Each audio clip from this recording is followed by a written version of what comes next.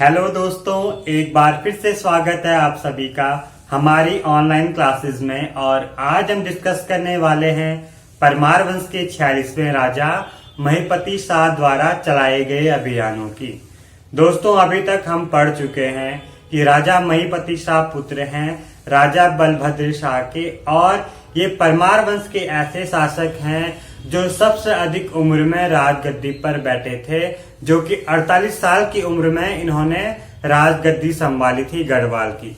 दोस्तों, इन्होंने 3 साल तक शासन किया है गढ़वाल क्षेत्र पर, और अपने 3 साल के शासनकाल में इन्होंने तिब्बत के दापा क्षेत्र पर 3 बारी आक्रमण किया। दोस्तों, अगर बात करें इनके सेनापतियों की, तो इनके शासनकाल में काफी इंपॉर्टेंट सेनापति रहे हैं, काफी पावरफुल सेनापति रहे हैं, जिनमें इनके मुख्य सेनापति थे माधो सिंह भंडारी, जो कि मलेथा से बिलोंग करते थे। दोस्तों, इनके बारे में हम आगे चलकर बात करेंगे, क्योंकि काफी इंपॉर्टेंट रोल है माधो सिंह भंडारी का गढ़वाल के इतिहास में। दोस्तों, साथ ही साथ इनके दूसरे जो सेनापति थे वो रिखोला लोधी थे, जिन्होंने सिरमौर पर आक्रमण करने में सहायता की है किसकी?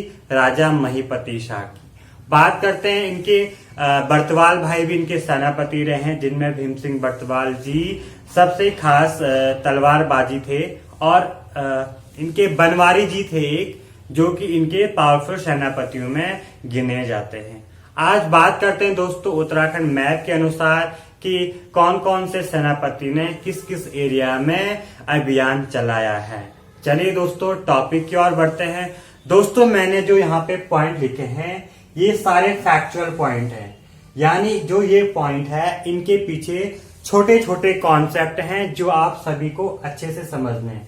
दोस्तों, एग्जाम में कभी भी क्वेश्चन आ सकता है इन टॉपिक बेस पे, यानी पॉइंट बेस पे कॉन्सेप्ट क्लियर रखना जरूरी है आप सभी का। एग्जामिनर कभी भी क्वेश्चन पूछ सकता है इन सारे पॉइंट पे। तो दोस्तों, जितने भी कॉन्सेप्ट मैं आपको बताऊंगा आपको माइंड में क्लियरली सेव रखने हैं कि कौन कौन से क्षेत्र में किस किस सेनापति ने अभियान किया है और कौन कौन जीता है इन अभियानों में। तो चलिए दोस्तों, डिस्कस करते हैं अब इन अभियानों की।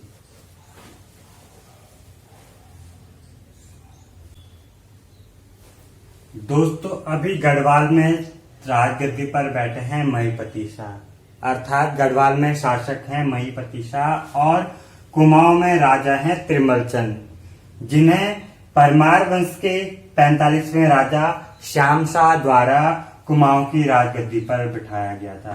दोस्तों, तिरमलचंद चंद वंश का पहला ऐसा शासक है जो कुमाऊं से भागकर गढ़वाल क्षेत्र में राजा श्याम शाह के दरबार में शरण लेता है, और राजा श्याम शाह की मदद से ही कुमाऊं की राजगद्दी पर बैठा है, जिसमें इसने अपने 3 प्रमुख मंत्रियों को मारा था, सकराम कार्की, विनायक भट्ट एवं पीरू गुसाई। अब बात करते हैं दोस्तों अभियानों की। तो महीपति शाह द्वारा लोधी रिखोला को भेज दिया जाता है पश्चिमी क्षेत्र यानी सिरमौर में आक्रमण के लिए, और माधो सिंह भंडारी जाते हैं उत्तरी दिशा में यानी दापा राज्य तिब्बत पर आक्रमण के लिए, और कई कई जगह ये महीपति शाह खुद भी जाते हैं अभियान चलाने के लिए। दोस्तों, ऐसा नहीं है कि लोधी रिखोला को सिर्फ पश्चिमी दिशा में भेजा गया होगा अभियान चलाने के लिए। कई बार होता यह है दोस्तों, महीपति शाह ने लोधी रिखोला को दापा क्षेत्र में अभियान के लिए भेजा था, और लोधी रिखोला ने सफल अभियान किया दापा क्षेत्र पर। करना ही था दोस्तों, क्योंकि इसको गढ़वाल का रखवाला जो कहा गया है। क्यों कहा गया होगा? काफी पावरफुल रहा होगा, कुछ तो खूबियां रही होगी इसके अंदर, जिसे जब गढ़वाल का रखवाला कहा गया। अब बात करते हैं दोस्तों पश्चिमी दिशा में लोधी रिखोला को अभियान के लिए भेज दिया जाता है, और यह अभियान करता है सिरमौर गढ़ में, यानी सिरमौर के गढ़ों में ये अभियान चलाता है लोधी रिखोला, और काफी सारे गढ़ जीतकर, सिरमौर के काफी सारे गढ़ जीतकर गढ़वाल क्षेत्र में मिला देता है।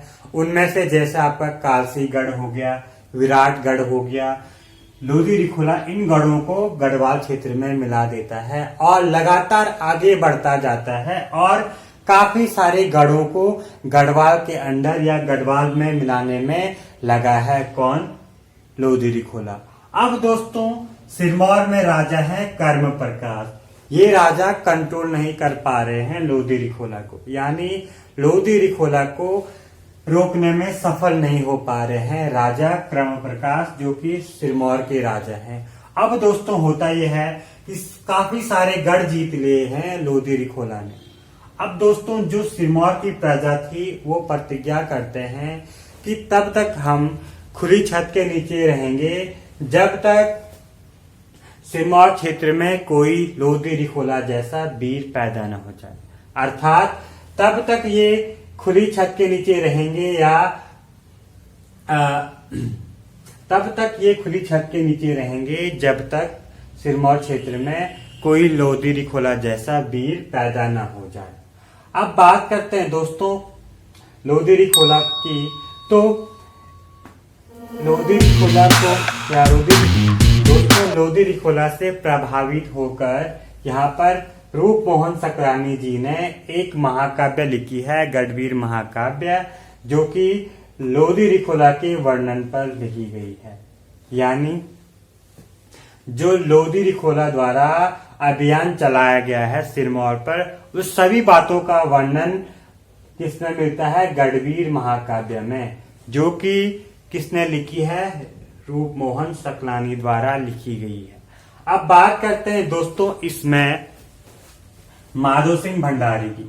तो माधो सिंह भंडारी जी अभियान करते हैं दापा राज्य या कहां पर? तिब्बत पर। दोस्तों यहां पर एक कंडीशन पैदा हो जाती है कि ठंड का प्रकोप, या यहाँ पर इतना ठंडा होता है जनवरी के आसपास, तो तिब्बत में कितना होता होगा। तो उस टाइम पे दोस्तों एक प्रथा थी कि जो सैनिक होते थे उनके लिए खाना बनाते थे। कौन? आपके ब्राह्मण, सरोला ब्राह्मण। दोस्तों होता यह है कि जब ये युद्ध करने के लिए जाते थे तो युद्ध एक दिन का तो होता नहीं था, कई बार युद्ध 1 महीने 2 महीने 1 साल 2 साल लगातार चलता रहता था और ये सैनिक अपने साथ राशन पानी लेके जाते थे युद्ध करने के लिए। और हुआ ये दोस्तों कि इन सैनिकों के लिए खाना बनाते थे कौन? सरोला ब्राह्मण। सरोला ब्राह्मण खाना बनाते थे इन सैनिकों के लिए। और यहाँ पर एक प्रथा थी, जो ये ब्राह्मण खाना बनाएंगे ये सूची माना जाएगा। अब दोस्तों हुआ ये कि इनकी प्रथा थी कि सरोला ब्राह्मणों को खाना बनाने से पहले नहाना पड़ेगा और बिना सिले वाले कपड़े यानी धोती पहननी पड़ेगी खाना बनाते टाइम और परोसते टाइम, और उसके बाद फिर से नहाना होगा। दोस्तों ये तो पॉसिबल नहीं था इतनी ठंड में कि यार बार बार नहाए, बिना सिले हुए कपड़े पहने, धोती पहने। तो यहाँ पर एक कंडीशन पैदा हो जाती, क्योंकि कई सरोला ब्राह्मण बीमार पड़ जाते हैं और खाना बनाने की दिक्कत हो जाती है यहाँ पर। तो माधो सिंह भंडारी पृथ्वीपति शास्त्री सजेशन मानते हैं कि अब क्या करें, क्योंकि हमारे काफी सारे ब्राह्मण ग्रसित हो गए हैं बुखार या ठंड की वजह से। तो माधो सिंह भंडारी महिपति शाह जी यहाँ पर क्या करते हैं, जो अलग कैटेगरी के ब्राह्मण होते थे उनको भी सिलेक्ट करते हैं सरोला ब्राह्मण में, यानी इन्हें भी सरोला ब्राह्मण की नियुक्ति देते हैं। और दोस्तों फिर ये ब्राह्मण जाते हैं कहां पर? तिब्बत क्षेत्र पर। लेकिन कंडीशन वही है यार, स्टार्टिंग में मौसम के अनुकूलित होने के लिए थोड़ा टाइम तो लगता है, लेकिन ये सारे सरोला ब्राह्मण ग्रसित हो जाते हैं बुखार से, क्योंकि यार युद्ध करना है या ठंड से बचना है, मेनली तो युद्ध के लिए जा रखे हैं वहां पे। तो होता है दोस्तों अब भी कंडीशन बिगड़ती जा रही है, लेकिन माधो सिंह भंडारी जी कहते हैं महिपति शाह को, अब कोई परमानेंट व्यवस्था दीजिए जिससे कि हमें कोई भी दिक्कत पैदा ना हो। तो महिपति शाह जी यहाँ पर रोटी सूची प्रथा निकालते हैं। रोटी सूची प्रथा दोस्तों परमार वंश के 37वें राजा अजयपाल ने भात सूची प्रथा निकाली थी, और यहाँ पर रोटी सूची प्रथा निकालेंगे महिपति शाह। अब बात करते हैं दोस्तों, इसमें महिपति शाह जी ने बोला कि खाना बनाने से पहले जरूरी नहीं है कि नहाओ, और जरूरी नहीं है कि बिना सिले कपड़े पहनो, तुम सिले हुए कपड़े भी पहन सकते हो। और दोस्तों इन्होंने इसमें ये बताया कि अब इनके द्वारा बनाया जाने वाले खाने में रोटी को सिर्फ सूची माना जाएगा। दोस्तों अगर कॉमन सेंस के अकॉर्डिंग देखें तो ये पॉसिबल नहीं है यार, बिना दाल सब्जी की रोटी कैसा खा पाएगा इंसान। तो कहीं ना कहीं यार इन कॉन्सेप्ट को समझने के लिए इतिहासकारों ने मेहनत तो की है, लेकिन पूरे कॉन्सेप्ट नहीं मिले हैं उनको इन बातों को समझने में कि यार सिर्फ रोटी सूची प्रथा कैसे निकाली थी। या तो महिपति शाह जी ने इसका नाम ही रखा होगा रोटी सूची प्रथा और उसमें सारे फूड की कैटेगरी आती हो, तो कुछ भी हो सकता है दोस्तों। पर इतना ध्यान रखना कि यहाँ पे रोटी सूची प्रथा निकाली थी महिपति शाह ने। अब दोस्तों ये माधो सिंह भंडारी जी आक्रमण करते हैं दापा क्षेत्र पर और सफल हो जाते हैं और कुछ समय पर खुद ही शासन करते हैं दापा क्षेत्र में। और उसके पश्चात दापा दुर्ग का प्रशासन बर्तवाल भाइयों को सौंप देते हैं, जो कि तलवारबाजी में निपुण थे। मैं आपको ऑलरेडी पहले पढ़ा चुका हूं कि इनमें से एक भीम सिंह जी थे, भीम सिंह बर्तवाल, जो कि तलवारबाजी में निपुण थे। और इन्होंने कहां पर शासन किया? तिब्बत के क्षेत्र में।